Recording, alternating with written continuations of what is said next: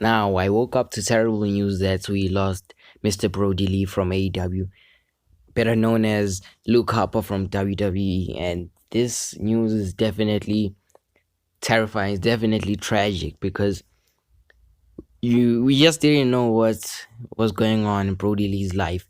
Many people were asking themselves, where is Mr. Brodie Lee? He has been missing off TV. And I myself thought that he was off TV due to he wanted character change or something like that, and he was going to be rebuilt and become a strong leader for the Dark Order. And that's what I thought, and that's what I assumed and I believed. And I was like, yes, when Mr. Brodie Lee comes back, he'll become the new AEW champion. And unfortunately, I was wrong, and I'm sure many of you all thought that. And it's quite sad. It's sad to see how we've lost a lot of legends in 2020, and this year has just been terrible, and we just keep on losing legends, and it's just so terrible to look at, and I just can't wait until next year. And this just came as a shocker. I really didn't expect that we would be losing Mr. Brodie Lee at a young age like this. I mean, this man is really talented. He was really talented. If you saw his matches in WWE when he was a part of the White Family, the White Family versus the Shield. That match was really good. It was really good. It showed that Brodie Lee has a lot of potential. Even when he was Intercontinental Champion, that championship run was overshadowed by his works in the White Family. But you could see that this man has potential to be a solid mid carder, or even jump to the main event scene. And he just didn't reach his potential in WWE, which I blame them for, because what many people expected, right, was the main event for WrestleMania 33 was going to be Luke Harper versus Bray Wyatt versus Randy Orton. That would have been a great match because a lot of talent in there, but they just didn't capitalize on that. And yeah, basically Brodie Lee, or let me say Luke Harper, was just seen as a tag team partner for Eric Rowan. Yes, and that showed that was the end of Luke Harper in WWE. Then he got released last year in December. Yes, he got released last year in December, and then he made his debut on AEW, I think, around March. Yes, around March. He revealed himself as the leader of the Dark Order. I was literally shocked about that. But yeah, it showed like it seemed as if it was a new beginning for Brodie Lee.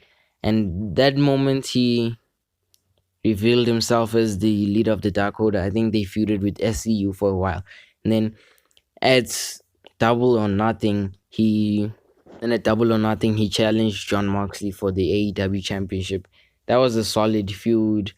Yes, it was a solid feud. At least I got to watch AEW. It's what kept me watching AEW around that time, because around April, May, that time, like, wrestling wasn't watchable for me. Like, because of the absence of fans, it just didn't feel like it didn't feel special as it was, right? So then, yeah, that's basically what kept me watching AEW. Then after that, I don't remember what happened. And then he entered a feud with Cody Rhodes.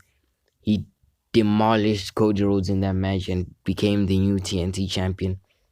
That was cool. That run was cool. It was just too short, and I feel like Cody shouldn't have regained the TNT championship again. But yeah, that match.